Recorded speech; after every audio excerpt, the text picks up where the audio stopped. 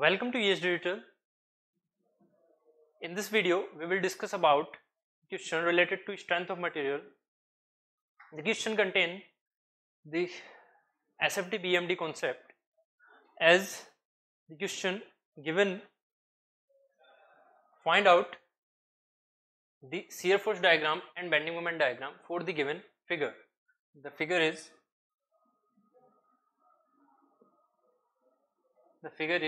this. The beam is cantilever type. Cantilever beam, on cantilever beam, if transverse force is acting which is equal to P. So सबसे पहले हम इस beam के बारे में देखेंगे. बीम बेसिकली बीम पर ये जो P फोर्स यहाँ पर लग रहा है उसकी वजह से शियर फोर्स और बेंडिंग मोमेंट एक्चुअल में किस तरह से एक्ट करते हैं. हम सबसे पहले इस चीज को देखने वाले हैं कि shear force and bending moment कैसे एक्ट करते हैं. उसके बाद उनके डायग्राम पर जाना है. और ये जो shear force diagram and bending moment diagram होता है ये पर्टिकुलर किस चीज के लिए बनता है. ये इंटरनल बेंडिंग मोमेंट है, इंटरनल शियर फोर्स है, या फिर ये एक्सटर्नल शियर फोर्स या ट्रांसवर्स फोर्स या एक्सटर्नल बेंडिंग मोमेंट है. ठीक है, तो बेसिक जो आइडिया है वो आपको इस बेसिक क्वेश्चन से यहाँ पर कॉन्सेप्ट को समझ में आने वाला है. और बेसिकली इससे ही हम आगे की जितने भी सीरीज ऑफ क्वेश्चंस हम एसएफडी बीएमडी या फिर शियर फोर्स डायग्राम को ड्रॉ करने के लिए क्वेश्चंस हम करने वाले हैं उन सब के लिए एक बेस की तरह काम करने वाला है. क्योंकि कहीं ना कहीं हम हर एक क्वेश्चन में शियर फोर्स डायग्राम और बेंडिंग मोमेंट डायग्राम ड्रॉ करते हुए शियर फोर्स या बेंडिंग मोमेंट को इन डेप्थ नहीं पढ़ने वाले हैं. इन डेप्थ हम इस क्वेश्चन में पढ़ेंगे और इसी क्वेश्चन से आप आगे के फर्दर जितने भी क्वेश्चन हम करने वाले हैं उनका एक बेसिक नॉलेज को लेके चलने वाले हैं. ठीक है, तो यहाँ पर सबसे पहले अगर मैं बेंडिंग बीम के बारे में सोचता हूँ तो मान लीजिए आपके पास ये बीम इस तरह से यहाँ पर शो हो रही है. ये बीम यहाँ पर मान लीजिए इस तरह से शो हो रही है. तो ये जो बीम है इस पर ये लाइन डायग्राम था, इसे मैं यहाँ पर अब बीम डायग्राम बना रहा हूँ. तो यहाँ पर पी फोर्स इस तरह से लगा हुआ है. तो सबसे पहले आपको ये चेक करना है कि जो हमारे पास शियर फोर्स होती है, शियर फोर्स जो एसएक्स की बात होती है उसका मीनिंग क्या होता है. सबसे पहले हमें हर एक पॉइंट पर जो भी इसमें जितने भी यहाँ पर लॉन्गिट्यूडनल एक्सेस में जितने भी यहाँ पर पॉइंट्स हैं, ठीक है, लॉन्गिट्यूडनल एक्सेस में जितने भी यहाँ पर पॉइंट्स हैं उन पर्टिकुलर पॉइंट्स पर किसी भी एक सेक्शन पर हमें शियर फोर्स की इक्वेशन फाइंड आउट करनी होती है. क्योंकि शियर फोर्स की इक्वेशन फाइंड आउट करोगे तभी आप शियर फोर्स के बारे में बता पाओगे. तो उसके लिए आपको क्या करना होता है, एक मान लीजिए सबसे पहले एक एक्स एक्स सेक्शन काटो. ठीक है, कहाँ पर, x distance from the free surface, x distance from the free surface. तो अब जरा इसके बारे में सोचिएगा. मान लीजिए इस पार्ट को आप 1 मानिए, इस पार्ट को आप 2 मानिए. तो सबसे पहले आपको एक काम करना है, इस 1 को यहाँ पर दिखाइए ऐसे. ठीक है, इस 1 को यहाँ पर दिखाया और इस 2 को मैंने यहाँ पर दिखाया. अब सबसे पहले इन 2 और 1 का फ्री बॉडी डायग्राम बनाइए. तो अगर मैं 2 की बात करता हूँ तो 2 पर पी फोर्स ऐसे लगा हुआ है, 2 पर पी फोर्स ऐसे लगा हुआ है. यहाँ पर रिएक्शन की वैल्यू कितनी होगी, अगर मैं इसका फुल बॉडी का फ्री बॉडी डायग्राम बनाऊंगा तो यहाँ पर रिएक्शन कितनी होगी, आर सिर्फ और सिर्फ वी आएगी. वर्टिकल रिएक्शन आएगी, आर वी आएगा. वो किसके बराबर होगा, मैग्नीट्यूड में पी के बराबर. क्या इसमें आर एच की वैल्यू होगी, नहीं. क्यों, आर एच की वैल्यू 0. क्यों, क्योंकि एक्सटर्नल हॉरिजॉन्टल फोर्स है ही नहीं.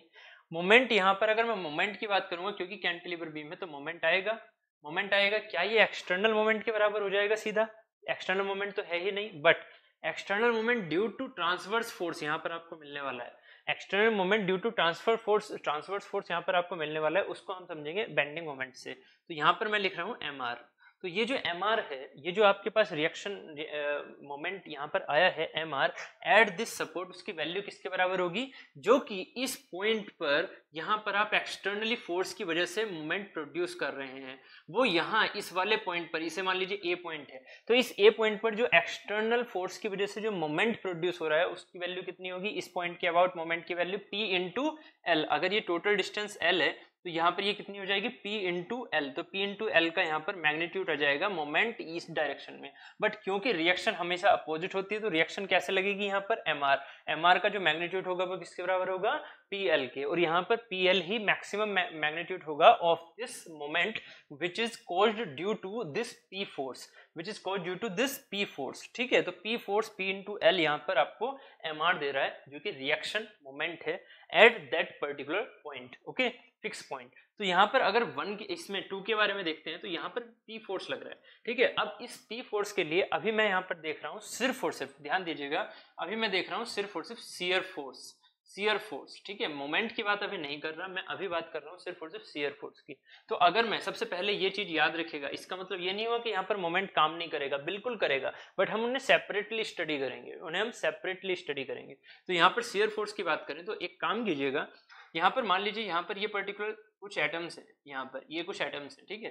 तो ये एटम्स जो हमने यहाँ पर एक्स एक्स सेक्शन माना है, तो ये एक्स एक्स सेक्शन पर ये इसके लिए भी होगा एक्स एक्स सेक्शन और इसके लिए भी होगा, क्योंकि जब भी हम सेक्शन कुछ काटते हैं तो वहां पर थिकनेस उस सेक्शन के 0 मान के चलते हैं।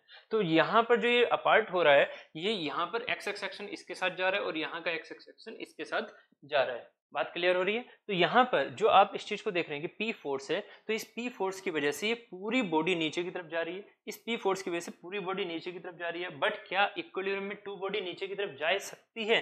क्या टू बॉडी इक्विलिब्रियम में नीचे की तरफ जा सकती है? नहीं ना। इसका मतलब क्या हुआ, इसका मतलब क्या हुआ, अगर यहाँ इक्विलिब्रियम में हम इसे मान के चल रहे हैं और ऑब्वियस है हम टू को इक्विलिब्रियम में मान के चलेंगे, वन को भी इक्विलिब्रियम में मान के चलेंगे, तो इंटरनली सोचो, इंटरनली जो ये वाले एटम्स हैं या ये वाले जो मॉलिक्यूल्स हैं, ये वाले जो क्रिस्टल्स हैं, इनके ऊपर क्या हो रहा है, इनके ऊपर ये वाला जो पार्ट है वो इन पर फोर्स लगा रहा है ऊपर की तरफ। ये वाला जो वन वाला पार्ट है, वन की जो सरफेस है, वो इस टू को नीचे जाने से रोकने के लिए टू पर वन जो है वो ऊपर की तरफ फोर्स लगा रही है। तो यहाँ पर जो फोर्स लगेगा इस ड्यू टू वन, टू पर जो फोर्स लगेगा वो ऊपर की ओर लगेगा, ठीक है। तो यहाँ पर जो ये ऊपर की ओर फोर्स लगा, इसे ही हम बोलते हैं एसएक्स, इसी को हम बोलते हैं शियर फोर्स। तो शियर फोर्स ये क्या है, ये इंटरनल प्रोड्यूस हुआ। शियर फोर्स क्या है, ये इंटरनल प्रोड्यूस हुआ। एसएक्स क्या है, एसएक्स है internal shear force, internal shear force, जो कि किसकी सेंस में आया है, रेजिस्टेंस के सेंस में। कैसे रेजिस्टेंस के सेंस में, आपको दिख रहा होगा यहाँ एक्सटर्नल फोर्स नीचे की तरफ है, जबकि इंटरनल शियर फोर्स इस वाली टू बॉडी पर ऊपर की तरफ लग रहा है। इसका मतलब इंटरनल शियर फोर्स रेजिस्टेंस की तरह काम कर रहा है ऊपर की तरफ।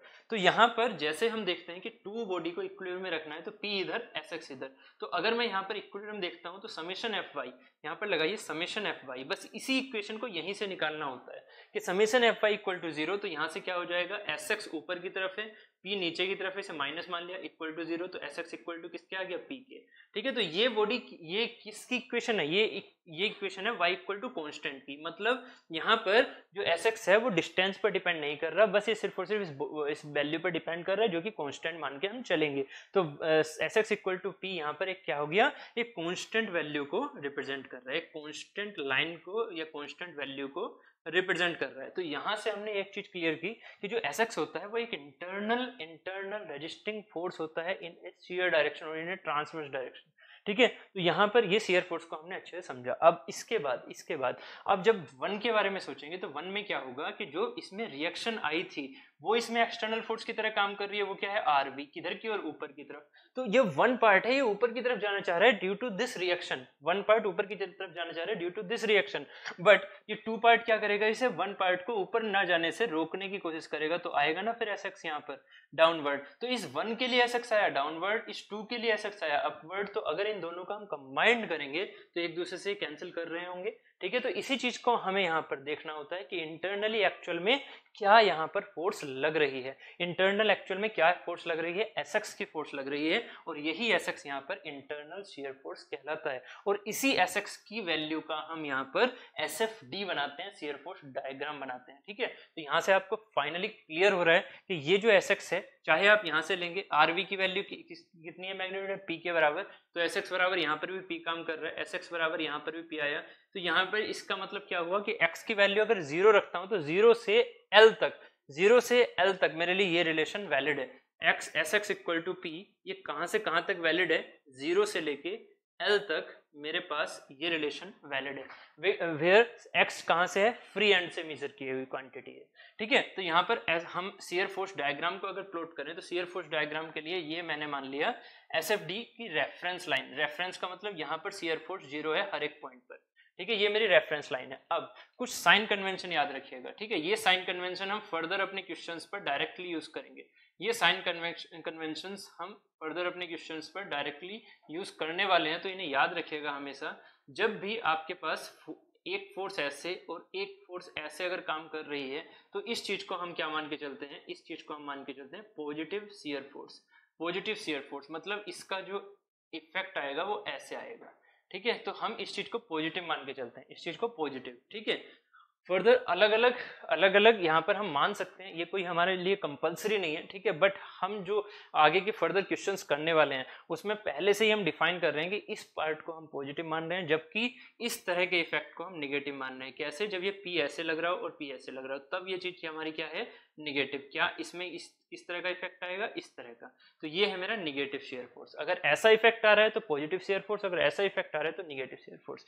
यहाँ पर इस चीज को चेक कीजिएगा, यहाँ पर ये बॉडी कैसे जा रही है, अगर इस चीज को देखोगे तो ये ऐसे जा रही है, इसका मतलब ऐसे जा रही है, तो ये क्या है, पॉजिटिव शेयर फोर्स। इसके बारे में सोचो, ये भी ऐसे जा रही थी, पॉजिटिव शेयर फोर्स। कहां से कहां तक, 0 से L तक, तो 0 से L तक फिगर कैसा बनने वाला है, पॉजिटिव, ठीक है। पहली बात तो ये होगी कि पॉजिटिव बनने वाला है। दूसरी बात Sx इक्वल टू P है, इसका मतलब क्या होगा कि जो यहाँ पर x इक्वल टू 0 पर भी इसकी वैल्यू P है, ठीक है, x इक्वल टू L/2 पर भी इसकी वैल्यू P है, x इक्वल टू L पर भी इसकी वैल्यू P है, और कहाँ पर फिगर बनेगा, पॉजिटिव डायरेक्शन में। तो यहाँ जो ये शियर फोर्स का मैग्नीट्यूड है वो ऐसे दिखता है, ये पॉजिटिव में होता, और अगर ये मान लीजिए निगेटिव में होता तो शियर फोर्स का मैग्नीट्यूड ऐसे दिखता है। ये हमें डिस्टेंस को दिखाता है, ये हमारा डिस्टेंस को दिखाता है। बट x हम मेजर कहाँ से करते हैं, यहाँ से, x इक्वल टू 0 से लेके x इक्वल टू L, ये इस टाइप को हम डिस्कस कर रहे होते हैं, ठीक है। अगर हम बात करें तो ये ऐसे x ऐसे मेजर हो रहा होता है, डिस्टेंस यहाँ से यहाँ x ऐसे मेजर हो रहा है, ठीक है। तो ये जो चीज आपको दिख रही है, यहाँ से एक पॉइंट और निकालिएगा कि SFD पर जितनी आपको वर्टिकल लाइन दिखेंगी, SFD पर जितनी आपको वर्टिकल लाइन दिखेंगी, दिख रही है,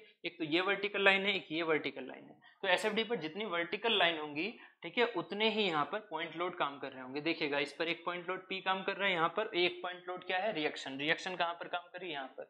तो SFD यहाँ पर अगर 2 वर्टिकल लाइन है 2 पॉइंट लोड, और अगर 3 वर्टिकल लाइन है 3 पॉइंट लोड, इस तरह से यहाँ पर जितने वर्टिकल लाइन होंगे उतने पॉइंट लोड काम कर रहे होंगे, ठीक है। दूसरी बात, यहाँ पर ये SFD हमने कहा किस तरह का देखा कि SFD देखा हमने रेक्टेंगुलर, ये क्या है, कांस्टेंट को शो कर रहा है, y इक्वल टू कांस्टेंट को शो कर रहा है ये चीज, क्योंकि SF क्या है, y डायरेक्शन में है, x किस में है, x डायरेक्शन में, ठीक है। तो यहाँ पर जो हमारे पास ये चीज आई, ये किसकी इक्वेशन है, y इक्वल टू कांस्टेंट, मतलब ये इक्वेशन है Sx इक्वल टू P की, ठीक है। किसी भी एक पॉइंट पर आपको हमेशा P मिलेगा, ठीक है। अब हम बात कर लेते हैं बेंडिंग मोमेंट की। बेसिकली बेंडिंग मोमेंट क्या होता है, ये तो हुआ शियर फोर्स की बात। अब जब बेंडिंग मोमेंट की बात करें, अब ये जो सेपरेट हम यहाँ पर डिस्कस कर रहे हैं, इसका एक्चुअल में ये दोनों एक साथ ही डिस्कस होते हैं। एक्चुअल में बॉडी में शियर फोर्स और बेंडिंग मोमेंट दोनों एक साथ ही लग रहे होते हैं, ठीक है। तो ऐसा नहीं है कि यहाँ बेंडिंग मोमेंट काम नहीं कर रहा होगा, बिल्कुल कर रहा होगा। उस चीज को देखिएगा, उस चीज को देखिएगा कि यहाँ पर ये पर्टिकुलर पार्ट हो गया 1 और ये पर्टिकुलर पार्ट हो गया 2, ठीक है। अब जरा इसका सेपरेट स्टडी है, तो हम क्या कर रहे हैं कि शियर फोर्स की चीजें अब छोड़ के बेंडिंग मोमेंट पर ध्यान दो। तो अगर मैं P फोर्स यहाँ पर लगा रहा हूँ, तो इस सेक्शन की बात करनी है मुझे, इस सेक्शन पर जो मैंने XX सेक्शन माना है, ठीक है। तो हमेशा बेंडिंग मोमेंट में एक काम कीजिएगा, एक छोटा सा H सेक्शन मान लिया करो, इस तरह से एक छोटा सा H सेक्शन माना मैंने, और ये डिस्टेंस अभी भी x ही है, मतलब बहुत ही माइन्यूट H सेक्शन है ये, तो मतलब इस XX की डिस्टेंस अभी भी x ही रहेगी। H सेक्शन पर बस हम एक फैक्ट देखते हैं, किसका, इस P फोर्स का। अब तो यहाँ से देखिएगा, P फोर्स इस H सेक्शन पर किधर की ओर मोमेंट लगाने की कोशिश करेगा, ऐसे। तो ये हुआ इस एक्सटर्नल फोर्स की वजह से इफेक्ट कितने का आया, P इंटू एक्स का, है ना, P इंटू एक्स का, ये हमारे पास M आया।